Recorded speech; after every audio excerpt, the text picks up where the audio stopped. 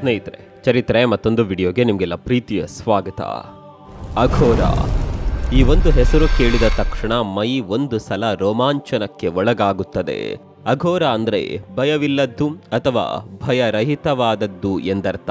ಯಾರಿಗೆ ಸಾವಿನ ಹಾಗೂ ಬದುಕಿನ ಬಗ್ಗೆ ಭಯ ಇಲ್ಲವೋ ಅವರನ್ನ ಅಘೋರಿ ಎಂದು ಕರೆಯುತ್ತಾರೆ. ಒಂದು ಕುಂಭಮೇಳ ಉತ್ಸವ ಬಂತೆಂದರೆ ಸಾಕು, ಅಘೋರಿಗಳು ವಿಶ್ವದಾದ್ಯಂತ ಸುದ್ದಿಗೆ ಬರ್ತಾರೆ. ನೀವು ಸಾಕಷ್ಟು ಜನ ಅಘೋರಿಗಳನ್ನ ನೋಡಿರ್ತೀರಿ. ಇವರ ಬಗ್ಗೆ ನೀವು ಅಲ್ಲಲ್ಲಿ ಓದಿ ಕೇಳಿರಲೂಬಹುದು. ಈ ಅಘೋರಿಗಳೆಂದ್ರೆ ಯಾರು, ಇವರ ಜೀವನ ಕ್ರಮ ಹೇಗಿರುತ್ತೆ, ಇವರು ಇದೇ ಲೋಕದವರ ಅಥವಾ ಬೇರೊಂದು ಸುಪ್ತ ಲೋಕದಿಂದ ಇಲ್ಲಿಗೆ ಬಂದವರ, ಎಲ್ಲ ಗೊಂದಲ ಇವರನ್ನ ನೋಡಿದಾಗ್ಲೆಲ್ಲ ಉಂಟಾಗುತ್ತೆ. ಈ ಅಘೋರ ಪಂಥ ಅಥವಾ ಪರಂಪರೆಗೆ ಸುದೀರ್ಘವಾದ ಇತಿಹಾಸ ಇದೆ. ಸಾವಿರಾರು ವರ್ಷಗಳಿಂದ ಈ ತಪೋಭೂಮಿಯ ಮೇಲೆ ಅಘೋರಿಗಳ ಅಸ್ತಿತ್ವ ಸ್ಥಿರವಾಗಿದೆ. ಇವರಲ್ಲಿ ಉತ್ತಮ, ರಜೋಗುಣ ಹಾಗೂ ತಾಮಸ ಗುಣ, ಈ ಮೂರೂ ತರಹದ ಗುಣಗಳ ಅಘೋರಿಗಳನ್ನ ನಾವು ಕಾಣಲು ಸಾಧ್ಯವಿದೆ. ಈ ಅಘೋರಿಗಳ ಬದುಕೆ ಒಂದು ರೀತಿ ನಿಗೂಢ. ಇವರು ಯಾರ ಊಹೆಗೂ ನಿಲುಕದ ಸಾಧು ಸಂತರು. ನೀವು ಇದುವರೆಗೂ ಎಷ್ಟೋ ಜನ ಅಘೋರಿಗಳನ್ನ ಕಂಡಿರಬಹುದು. ಈ ಸಲದ ಕುಂಭ ಮೇಳದಲ್ಲಿಯೇ ನೂರಾರು, ಸಹಸ್ರಾರು, ಲಕ್ಷಾಂತರ ಜನ ಅಘೋರಿಗಳು ನಿಮಗೆ ಮಾಧ್ಯಮಗಳಲ್ಲಿ ಕಾಣಸಿಕ್ಕಿರಬಹುದು. ಇವರಲ್ಲಿ ಹೆಚ್ಚಿನವರೆಲ್ಲ ಪುರುಷ ಅಘೋರಿಗಳೇ. ಆದರೆ ಇವರಲ್ಲಿ ಸ್ತ್ರೀ ಅಘೋರಿಗಳು ಸಹ ಇದ್ದಾರ. ಅವರ ಅಸ್ತಿತ್ವ ಹೇಗೆ, ಅವರ ಬದುಕು, ಪೂಜೆ ಇದೆಲ್ಲ ಯಾವ ರೀತಿ ನಡೆಯುತ್ತೆ, ಸ್ತ್ರೀಯರಿಗೂ ಅಘೋರಿ ಆಗಲು ಇಲ್ಲಿ ಅವಕಾಶ ಇದೆಯಾ, ಎಲ್ಲ ಪ್ರಶ್ನೆ ನಿಮ್ಮಲ್ಲೂ ಸಹ ಹುಟ್ಟಿರಬಹುದು. ನೀವು ಸೋಷಿಯಲ್ ಮೀಡಿಯಾ ಬಳಸುವವರಾದರೆ ಈ ಸ್ತ್ರೀ ಅಘೋರಿಗಳನ್ನ ಕೆಲವಾರು ವಿಡಿಯೋ ಹಾಗೂ ರೀಲ್ಸ್ಗಳಲ್ಲಿ ನೋಡಿರ್ತೀರಿ. ಈಕೆಯ ಹೆಸರು ಬಾಬಾ ಚಂಚಲ್ನಾಥ್ ಅಂತ. ಸದ್ಯ ಈಗೆಲ್ಲ ಸೋಷಿಯಲ್ ಮೀಡಿಯಾಗಳಲ್ಲಿ ತುಂಬಾ ವೈರಲ್ ಆಗಿರುವ ಪ್ರಮುಖವಾದ ಸ್ತ್ರೀ ಅಘೋರಿ ಇವರು. ನಿಮ್ಮಲ್ಲಿ ಸಾಕಷ್ಟು ಜನ ಈಗಾಗಲೇ ಸಾಕಷ್ಟು ವಿಡಿಯೋಗಳಲ್ಲಿ ಇವರನ್ನ ನೋಡಿರ್ತೀರಾ. ಇವರು ಯಾರು, ಎಲ್ಲಿಯವರು, ಇವರು ಸ್ತ್ರೀ ಅಘೋರಿ ಆದದ್ದು ಹೇಗೆ, ಇದಕ್ಕೂ ಮೊದಲು ಇವರೆಲ್ಲಿದ್ದರು, ಏನಾಗಿದ್ದರು, ಈ ಆಧ್ಯಾತ್ಮ ಬದುಕಿನ ಕಡೆಗೆ ಇವರನ್ನ ಸೆಳೆದಂತಹ ಸಂಗತಿಗಳು ಯಾವ್ಯಾವು. ರೀಲ್ಸ್ಗಳಲ್ಲಿ ಈಕೆಯನ್ನ ನೋಡಿದ ಎಲ್ಲರಿಗೂ ಈ ಮೇಲಿನ ಪ್ರಶ್ನೆಗಳು ಮೂಡಿರಬಹುದು.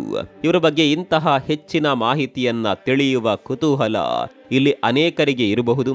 ಇವತ್ತಿನ ಈ ವಿಡಿಯೋದಲ್ಲಿ ಇವರ ಕುರಿತಾಗಿ ಇರುವ ಇಂತಹ ಸಾಕಷ್ಟು ರೋಚಕ ವಿವರಗಳನ್ನ ತಿಳಿಯುವ ಪ್ರಯತ್ನ ಮಾಡೋಣ ಬನ್ನಿ.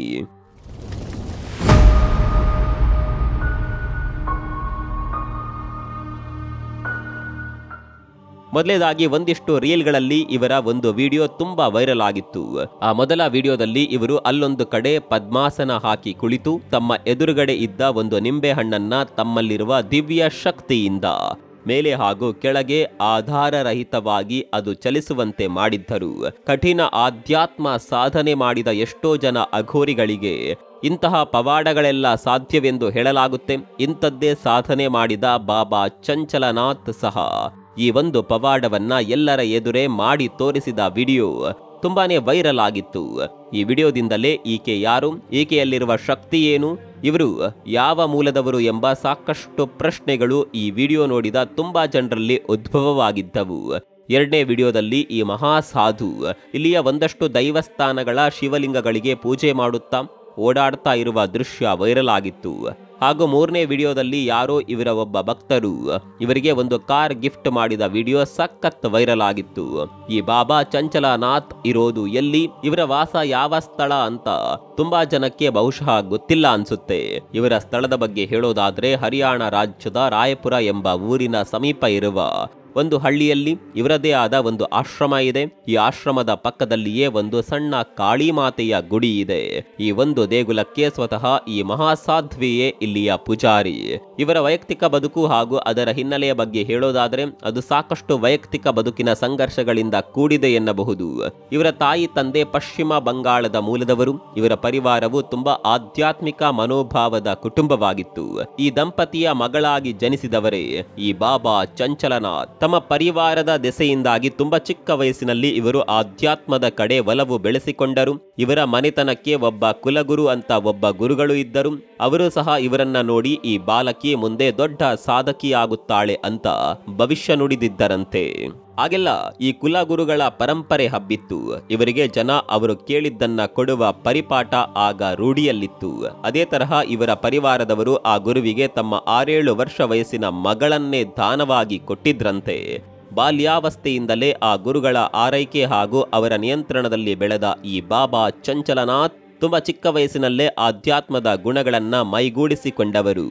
ಆ ಗುರುಗಳು ಇವರಿಗೆ ಆಧ್ಯಾತ್ಮದ ಸಾಧನೆ ಬಗ್ಗೆ ಪಾಠ ಹೇಳಿಕೊಟ್ಟರು. 12 ವರ್ಷ ವಯಸ್ಸಿನವರೆಗೂ ಆ ಗುರುಗಳ ಬಳಿಯಿಂದ ಈ ಸಾಧ್ವಿ ಆ ಹೊತ್ತಿಗೆ ಸಾಕಷ್ಟು ಆಧ್ಯಾತ್ಮಿಕ ಜ್ಞಾನ ಸಂಪಾದಿಸಿದರು. ಈ ಮಹಾ ಕಲಿಕಾ ಸಾಧನೆಯಲ್ಲಿ ಇವರು ಅಘೋರ ಮಾರ್ಗವನ್ನ ತುಂಬಾ ಇಷ್ಟಪಟ್ಟು ಆರಿಸಿಕೊಂಡರು. 12 ವರ್ಷ ಮುಗಿಯುತ್ತಿದ್ದ ಹಾಗೆ ನಾಗಾ ಸಾಧುಗಳ ಜೊತೆ ಇವರು ಪರ್ಯಟನೆಗೆ ಮುಂದಾಗುತ್ತಾರೆ.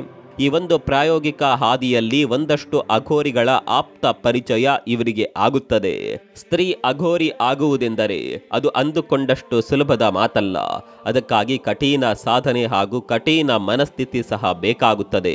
ಇವರು ಚಿಕ್ಕಂದಿನಲ್ಲಿ ಕೆಲವು ಅಘೋರಿಗಳ ಜೊತೆ ಬೆರೆತು ಒಂದಷ್ಟು ದಿನ ಸ್ಮಶಾನದಲ್ಲೂ ಸಹ ವಾಸ ಮಾಡಿದ್ದು ಉಂಟು. ಈ ಬದುಕು ಇವರಿಗೆ ಅಘೋರ ಜೀವನದ ಅಗೋಚರವಾದ ಜೀವನದ ರೀತಿ ನೀತಿಯನ್ನ ಕಟ್ಟಿಕೊಟ್ಟಿತು. ಈ ಬದುಕನ್ನೇ ಬಯಸಿ ಬಂದಿದ್ದ ಈ ಮಹಾಸಾಧ್ವಿ ಆ ಬದುಕಿಗೆ ತನ್ನಿಡೀ ಜೀವನವನ್ನೇ ಅರ್ಪಿಸಿದ್ದರು. ಇದೇ ರೀತಿ ವಿಶ್ವ ಪರ್ಯಟನೆ ಮಾಡುತ್ತಾ ಇವರು ಈಗಿನ ಹರಿಯಾಣ ರಾಜ್ಯಕ್ಕೆ ಬಂದು ಸೇರ್ತಾರೆ. ಹಾಗೂ ಇದೇ ತನಗೆ ಸೂಕ್ತ ಸ್ಥಳ ಅಂತ ಇಲ್ಲೇ ಇರಲು ಅವರು ನಿರ್ಧಾರ ಮಾಡ್ತಾರೆ.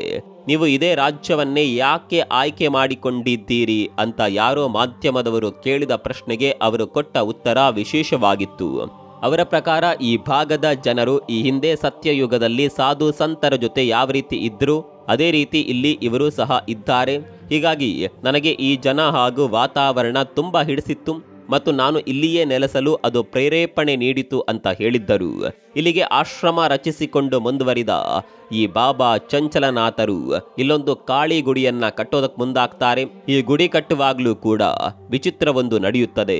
ಇದರ ರಚನೆಗೆ ಇವರು ದೂರದ ರಾಜಸ್ಥಾನ್ ಮೂಲದ ಕೆಲವು ಕೆಲಸಗಾರರನ್ನ ಕರೆತಂದಿದ್ದರು. ಈ ಗುಡಿಯ ಕಾಳಿ ಮಾತೆಯ ವಿಗ್ರಹ ಸಂಪೂರ್ಣವಾದ ಮೇಲೆ ಅದನ್ನ ಅಲ್ಲಿಂದ ಯಾರಿಗೂ ಸಹ ಮೇಲೆ ಎತ್ತೋದಕ್ಕೆ ಸಾಧ್ಯವಾಗ್ಲಿಲ್ವಂತೆ.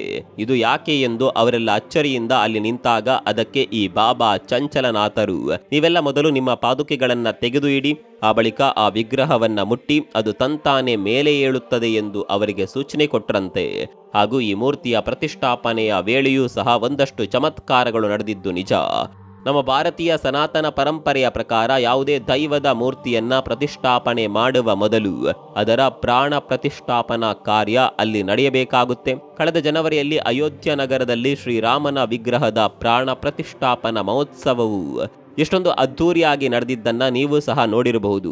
ಅದೇ ರೀತಿ ಈ ಕಾಳಿ ಗುಡಿಯಲ್ಲೂ ಸಹ ಅದರ ಪ್ರಾಣ ಪ್ರತಿಷ್ಠಾಪನೆಗೂ ಮುನ್ನ 7 ದಿನದ ಅಖಂಡ ಹೋಮ ಹವನ ನಡೆಯಿತು. ಯಾವುದೇ ಪ್ರಾಣ ಪ್ರತಿಷ್ಠಾಪನೆಗೂ ಮೊದಲು ಆ ನಿರ್ದಿಷ್ಟ ವಿಗ್ರಹಕ್ಕೆ ಅದರ ಕಣ್ಣಿಗೆ ಒಂದು ಬಟ್ಟೆ ಕಟ್ಟಿ ನಿಲ್ಲಿಸಲಾಗುತ್ತದೆ. ಅದರಂತೆ ಈ ಕಾಳಿ ಮಾತೆಗೂ ಕೊನೆಯ ದಿನದವರೆಗೂ ಸಹ ಒಂದು ಹಳದಿ ವಸ್ತ್ರವನ್ನ ಅದರ ಕಣ್ಣಿನ ಸುತ್ತ ಕಟ್ಟಲಾಗಿತ್ತು.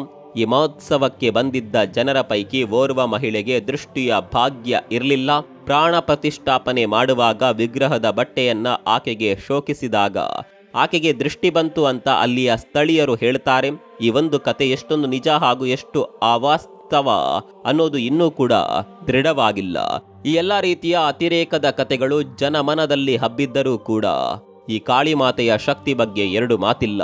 ಇದು ದಿನದಲ್ಲಿ 3 ರೀತಿಯ ಸ್ವರೂಪ ತಾಳುತ್ತದೆ ಹಾಗೂ 3 ರೀತಿಯಾಗಿ ಗೋಚರವಾಗುತ್ತದೆ ಎಂದು ಅದನ್ನ ಹತ್ತಿರದಿಂದ ನೋಡಿದವರು ಹೇಳ್ತಾರೆ.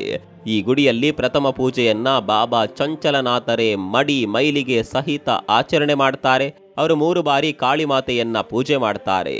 ಮಹಾಕಾಳಿ ಅಂದರೆ ಆಕೆ ಶಕ್ತಿ ಸ್ವರೂಪಿಣಿ. ಶಿವನ ಮಡದಿಯಾದ ಪಾರ್ವತಿಯ ಒಂದು ಘೋರ ರೂಪವೇ ಈ ಮಹಾಕಾಳಿ ಎಂದು ಎಲ್ಲ ಕಡೆ ನಂಬಿಕೆ ಇದೆ. ಈ ಆದಿಶಕ್ತಿಯು ಲೋಕದ ಉದ್ಧಾರಕ್ಕಾಗಿ ದುಷ್ಟರನ್ನ ಸಂಹರಿಸಿ ಇಲ್ಲಿ ನೆಲೆಸಿದ್ದಾಳೆ ಎಂದು ಜನ ನಂಬ್ತಾರೆ. ಬಾಬಾ ಚಂಚಲನಾಥರ ಜೀವನ ಕ್ರಮವೇ ಒಂದು ವಿಚಿತ್ರ. ಇವರ ಬಳಿ ಒಂದು ಭಿಕ್ಷಾ ಪಾತ್ರೆ ಇದೆ. ಅದರಲ್ಲೇ ದಿನವಿಡೀ ಭಿಕ್ಷೆ ಬೇಡುತ್ತಾ ಭಿಕ್ಷೆ ರೂಪದಲ್ಲಿ ಬಂದಿದ್ದನ್ನೇ ಅವರು ಇತರೆ ಸಾಧು ಸಂತರು ಹಾಗೂ ಅಘೋರಿಗಳ ಜೊತೆ ಊಟ ಮಾಡ್ತಾರೆ. ಇದರ ಜೊತೆಗೆ ಅವರು ಇತರರ ಹಾಗೆ ಐಷಾರಾಮಿ ಜೀವನವನ್ನ ಸಹ ನಡೆಸ್ತಾರೆ. ಅವರ ಬಳಿ ದುಬಾರಿ ವೆಚ್ಚದ ಕಾರ್, ದುಬಾರಿ ಬೆಲೆಯ ಐಫೋನ್, ಈ ರೀತಿ ಎಲ್ಲ ಆಧುನಿಕ ವಸ್ತುಗಳು ಸಹ ಇದೆ. ಇದನ್ನೆಲ್ಲ ಅವರಿಗೆ ಅವರ ಮೇಲೆ ಅಭಿಮಾನ ಇಟ್ಟಿರುವ ಭಕ್ತಾದಿಗಳು ಅವರಿಗೆ ಕಾಣಿಕೆ ರೂಪದಲ್ಲಿ ಕೊಟ್ಟಿದ್ದೆಂದು ಅವರು ಮಾಧ್ಯಮಗಳಿಗೆ ಹೇಳ್ತಾರೆ. ಜನ ಪ್ರೀತಿಯಿಂದ ಕೊಟ್ಟಿದ್ದನ್ನ ಬಳಸಿದ್ರೆ ಅವರೂ ಸಹ ಅದರಿಂದ ಖುಷಿ ಪಡ್ತಾರೆ, ಅವರ ಮನಸ್ಸಿಗೂ ಸಹ ಅದರಿಂದ ಸಮಾಧಾನವಾಗುತ್ತೆ ಅನ್ನುವ ಕಾರಣಕ್ಕಾಗಿ ನಾನು ಇವುಗಳನ್ನೆಲ್ಲ ಆಗಾಗ ಬಳಸ್ತೀನಿ ಅನ್ನೋದು ಈ ಮಹಾಸಾಧ್ವಿಯ ಮಾತು. ಇತ್ತೀಚೆಗೆ ಸಾಕಷ್ಟು ರೀಲ್ಸ್ ಗಳಲ್ಲಿ ಇವರು ತುಂಬಾ ಫೇಮಸ್ ಆಗ್ತಿದ್ದಾರೆ. ಅದರ ಅರ್ಥ ತಮ್ಮ ಬಳಿ ಇರುವ ಐಫೋನ್ ನಿಂದ ಇವರು ಸೋಷಿಯಲ್ ಮೀಡಿಯಾದ ಖಾತೆಗಳನ್ನ ತೆರೆದು ವಿಡಿಯೋವನ್ನ ತಾವೇ ಯಾವತ್ತೂ ಹಂಚೋದಿಲ್ಲ. ಇವರ ಬಳಿಗೆ ಬರುವ ಭಕ್ತಾದಿಗಳು ಅವರ ಫೋನ್ಗಳಿಂದ ಇವರ ವಿಡಿಯೋವನ್ನ ಸೆರೆ ಹಿಡಿದು ಅದನ್ನ ಸೋಷಿಯಲ್ ಮೀಡಿಯಾಗಳಲ್ಲಿ ಪಬ್ಲಿಷ್ ಮಾಡ್ತಾರೆ. ಇಂತಹ ಆಧುನಿಕತೆಯಿಂದ ಬಹುತೇಕ ಸದಾ ದೂರವೇ ಇರುವ ಈ ಮಹಾಸಾಧ್ವಿ ತಮ್ಮ ಬಳಿಗೆ ಬರುವ ಯಾವುದೇ ಭಕ್ತರ ಕೋರಿಕೆಯನ್ನ ನಿರಾಕರಿಸೋದಾಗಲಿ ಅಥವಾ ಅವರು ತಮ್ಮ ವಿಡಿಯೋ ಸೆರೆ ಹಿಡಿಯುವಾಗ ಅದನ್ನ ವಿರೋಧಿಸೋದಾಗ್ಲಿ ಮಾಡೋದಿಲ್ಲ. ಇತ್ತೀಚೆಗೆ ಯಾರೋ ಒಬ್ಬ ಭಕ್ತರು ಅವರಿಗೆ ಪ್ರೀತಿಯಿಂದ ಒಂದು ದೊಡ್ಡ ಕಾರನ್ನ ಉಡುಗೊರೆಯಾಗಿ ಕೊಟ್ಟ ವಿಡಿಯೋ ಇಂಟರ್ನೆಟ್ ನಲ್ಲಿ ತುಂಬಾ ವೈರಲ್ ಆಗಿತ್ತು. ಆ ಭಕ್ತರು ಕೊಟ್ಟ ಈ ಕಾಣಿಕೆಯನ್ನ ನಗುತ್ತಲೇ ಸ್ವೀಕಾರ ಮಾಡಿದ ಈ ಮಹಾಸಾಧ್ವಿ ಸದಾ ನಗು ಮೊಗದಿಂದಲೇ ಎಲ್ಲಾ ವಿಡಿಯೋಗಳಲ್ಲೂ ಸಹ ಕಾಣಿಸಿಕೊಳ್ಳುತ್ತಾರೆ. ಆದರೆ ಪೂಜಾ ಸಮಯದಲ್ಲಿ ಮಾತ್ರ ಘನಘೋರ ಗಂಭೀರತೆಯು ಇವರ ಮುಖಭಾವದಲ್ಲಿ ತಲ್ಲೀನ ಸ್ಥಿತಿಯಲ್ಲಿರುತ್ತೆ. ಸದ್ಯಕ್ಕೆ ದೇಶದಲ್ಲಿ ತುಂಬಾ ಹೆಸರುವಾಸಿಯಾದ ಪ್ರಮುಖ ಸ್ತ್ರೀ ಅಘೋರಿಗಳಲ್ಲಿ ಇವರೇ ನಂಬರ್ 1 ಅಂತ ಹೇಳಬಹುದು. ನೋಡಲು ತುಂಬಾ ಸುಂದರವಾಗಿರುವ ಇವರು ಉದ್ದನೆಯ ಕೂದಲುಗಳನ್ನ ಬಿಟ್ಟು ಅದನ್ನ ಜಟಾಯು ರೀತಿ ತಲೆಯ ಮೇಲೆ ಸುತ್ತಿಕೊಂಡಿರ್ತಾರೆ ಹಾಗೂ ಸದಾ ಕೇಸರಿ ಅಥವಾ ಕಪ್ಪು ಬಣ್ಣದ ಉಡುಗೆಯನ್ನೇ ಮೈತುಂಬ ಧರಿಸಿ ಸದಾ ಶಿವಲಿಂಗ ಪೂಜೆ ಹಾಗೂ ಕಾಳಿ ಮಾತೆಯ ಅರ್ಚನೆಯಲ್ಲಿ ತೊಡಗಿಕೊಳ್ಳುತ್ತಾರೆ. ಇಡೀ ಜಗತ್ತೇ ನಶ್ವರ, ಇಲ್ಲಿ ಯಾವುದು ಸಹ ಶಾಶ್ವತ ಅಲ್ಲ. ಲೌಕಿಕ ಭಾವಬಂಧನಗಳಿಂದ ದೂರ ಇದ್ದಷ್ಟು ಸಹ ಮನಸ್ಸಿಗೆ ಮುಕ್ತಿ, ಶಾಂತಿ ಹಾಗೂ ಸಮಾಧಾನ ಸಿಗುತ್ತದೆ. ಸರಳ ಬದುಕೆ ಸಾಧು ಸಂತರ ಪರಮೋಚ್ಚ ಗುರಿಯಾಗಬೇಕು. ಆಸೆ, ದುರಾಸೆ, ನಿರಾಶೆಗಳ ಸುಳಿಯಲ್ಲಿ ಸಿಲುಕಿ ಬದುಕನ್ನ ವ್ಯರ್ಥ ಮಾಡಿಕೊಳ್ಳಬಾರದು. ಬದುಕಿನ ಅರ್ಥವೇ ಬೇರೆ ಇದೆ. ಜೀವನದ ಪರಮಾರ್ಥದ ಹುಡುಕಾಟವೇ ಬದುಕಿನ ಮುಖ್ಯ ಗುರಿಯಾಗಬೇಕು. ಅದರಲ್ಲೇ ನಾವು ಸತ್ಯದರ್ಶನ ಮಾಡಿಕೊಳ್ಳಬೇಕು ಎನ್ನುವುದನ್ನ ತಮ್ಮ ಧ್ಯಾನ ಹಾಗೂ ಕೆಲಸ ಕಾರ್ಯಗಳ ಮೂಲಕ ಈ ಮಹಾಸಾಧ್ವಿ ಇಡೀ ಲೋಕಕ್ಕೆ ತಿಳಿಸುವಂತೆ ಕಾಣುತ್ತದೆ. ಸದ್ಯಕ್ಕಿವರು ಪ್ರಯಾಗ್ರಾಜ್ನಲ್ಲಿ ನಡೆಯುತ್ತಿರುವ ಮಹಾಪೂರ್ಣ ಕುಂಭಮೇಳದ ಉತ್ಸವದಲ್ಲಿದ್ದಾರೆ. ನೀವೇನಾದರೂ ಈಗಲೇ ಇವರನ್ನ ನೋಡಬೇಕೆಂದು ಭಾವಿಸಿದ್ರೆ ಈ ಕುಂಭಮೇಳಕ್ಕೆ ಭೇಟಿ ನೀಡಿ ಈ ಸಾಧ್ವಿಯ ದರ್ಶನ ಮಾಡಬಹುದು. ಉಳಿದಂತೆ ಇತರೆ ಸಮಯದಲ್ಲಿ ಇವರು ರಾಯಪುರದ ತಮ್ಮ ಆಶ್ರಮ ಮತ್ತು ದೇವಸ್ಥಾನದ ಪೂಜೆಯಲ್ಲಿ ನಿರತರಾಗಿರುತ್ತಾರೆ. ಅಲ್ಲಿಗೂ ಸಹ ನೀವು ಯಾವಾಗ ಬೇಕಿದ್ರೂ ಬಂದು ಈ ಮಾತೆಯ ದರ್ಶನ ಭಾಗ್ಯ ಪಡೆದು ಹೋಗಬಹುದು. ಇದಿಷ್ಟು ಸಹ ಈ ಬಾಬಾ ಚಂಚಲನಾಥರ ಬಗ್ಗೆ ಇರುವ ಒಂದಷ್ಟು ವಿಷಯಗಳು. ಈ ಮಹಾಸಾಧನೆಯ ಬಗ್ಗೆ ನಿಮ್ಮ ಅನಿಸಿಕೆ ಏನು ಅನ್ನೋದನ್ನು ಕಾಮೆಂಟ್ ಮೂಲಕ ತಿಳಿಸಿ. ಮುಂದಿನ ವಿಡಿಯೋದಲ್ಲಿ ಸಿಗೋಣ. ಅಲ್ಲಿವರೆಗೆ ನಮಸ್ಕಾರ.